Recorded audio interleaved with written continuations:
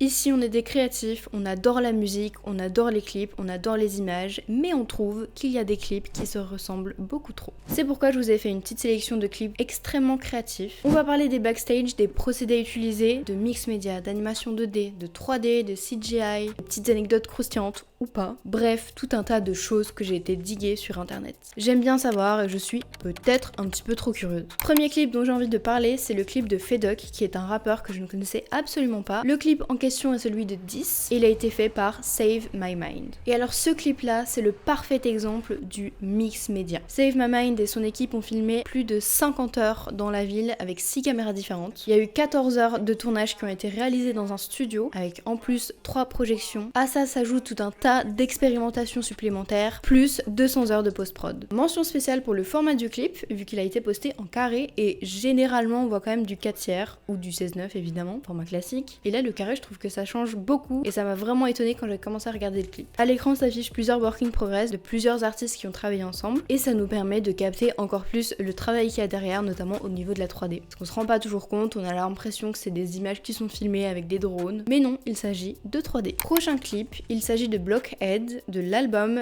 The Music Scene. Ici on a un clip qui a été fait en full animation 2D par Anthony Francesco Shepard. C'est un réalisateur américain, il a fait beaucoup parler de lui avec toutes ses animations et lui son truc c'est vraiment de réaliser plus des courts-métrages et des clips musicaux. Et ça reste une référence dans son domaine parce que lui sa particularité c'est de parler de sujets de société qui sont assez importants et c'est toujours réalisé avec une grande maîtrise, avec brio. Il se démarque de ouf avec un univers qui est très graphique, très organique, qui est psychédélique et aussi décalé. Et dans cette vidéo il met en scène un New York post-humain avec des animaux et des écrans. C'est vraiment ces deux éléments là qui règnent dans tout le clip. Et ce clip c'est une critique sociale qui illustre parfaitement à quel point l'homme est absorbé par les médias, les écrans, la technologie et internet. Troisième clip, le clip de Jeshi. Ici on a un clip que j'adore qui est fait en motion picture qui a été réalisé par Will Dorn. Ici on voit que Will Dorn s'inspire de ouf de l'expérience photographique d'Edward Muybridge. Edward dans les années 1800 il a été commissionné par un cavalier. Il voulait étudier le mouvement du cheval, si le cheval au galop soulevait ses 4 sabots en même temps. En vrai je pense que si vous avez fait des études créatives vous avez forcément étudié ça à l'école, c'est sûr. Après avoir fait ses 24 photographies, il a monté ça dans un Zopractiscope qui est le premier dispositif assez ludique pour visualiser une scène animée. Grâce à la rotation dans l'appareil, les images donnent l'impression de se superposer et on a une scène en mouvement. On a d'ailleurs cette petite roulette dans le clip. Prochain clip, le clip de Pharrell Williams, Cash In, Cash Out. C'est un clip qui a été réalisé par François Rousselet et toute une équipe.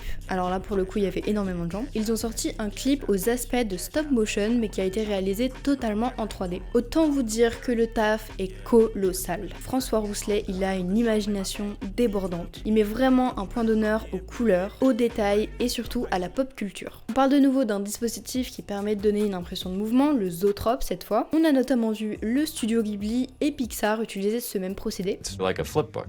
As I flip through here, you can see that each drawing is a little different than the last one. And then as I flip through at speed, the illusion of movement is created. Was to build something called a zoetrope.